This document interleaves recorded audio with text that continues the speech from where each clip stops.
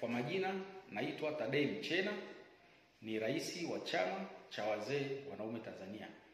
Kwanza kabisa, chama cha wazee wanaume Tanzania tunamshukuru sana Daktari Samia Suluhu Hassan, rais wa Jamhuri ya Muungano wa Tanzania. Katika kipindi cha uongozi wake, chama cha wazee wanaume Tanzania kimeweza kupata usajili. Chama cha wazee wanaume Tanzania kilisajiliwa rasmi Wizara ya Mambo ya Ndani jijini Dodoma tarehe 5 mwezi wa 10 2021. Ili uweze kujiunga na chama hiki lazima uwe na umri kuanzia miaka 50 na kuendelea. Lakini sifa ya pili, lazima uwe Mtanzania. Chama cha wazee wanaume Tanzania na tunatoa rai nchi nzima siku ya tarehe 29 mwezi wa 10 2025. Watu wote wenye sifa ya kupiga kura tujitokeze kwa wingi kwenda kupiga kura kumchagua kiongozi bora ambaye ni rais wa Jamhuri ya Muungano wa Tanzania atakayetuongoza tena katika kipindi cha miaka 5. Lakini baada ya kupiga kura, tunaomba sana watu wote turudi nyumbani kusubiri matokeo.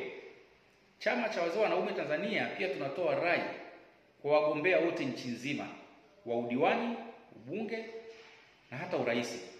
Katika kipindi hiki kichache kilichobaki, tunaomba wahubiri sana amani ya nchi yetu ya Tanzania. Tunatamani kusikia Watanzania katika majukwaa yao, cha kwanza iwe amani, cha pili iwe amani, cha tatu iwe amani, lakini cha 4 waendelee kumalizia kunadi sera zao. Chama cha wazee wanaume Tanzania tunaomba sana tena sana rais ajaye na sisi wazee wa nchi hii tuweze kupata mwakilishi bungeni, mbunge wa kuwasemea wazee kama vile wanawake, vijana na makundi maalum. Lakini namba 2, chama cha wazee wanaume Tanzania tunaomba na sisi katika ile mikopo ya 10% ambao wanapata wanawake, vijana na makundi maalum, na sisi wazee wa nchi hii tuweze kupata mikopo hiyo, kwa sababu sisi wazee tumeitumikia nchi hii na sisi wazee tuweze kula keki ya nchi hii. Kwa nini basi tunaomba na sisi mikopo ya halmashauri? Tunaomba mikopo ya halmashauri ya 10% kwa sababu tuna miradi yetu nchi nzima ili tuweze kuendeleza miradi yetu.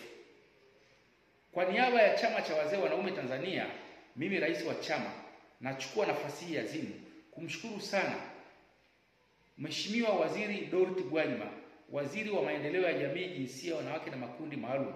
Katika kipindi chote cha uongozi wake amekuwa akipaza sauti sana kupinga ukatili wa kijinsia nchi nzima.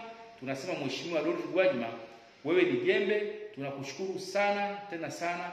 Mungu akubariki sana.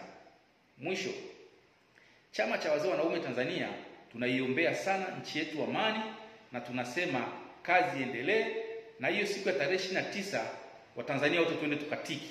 Asanteni sana.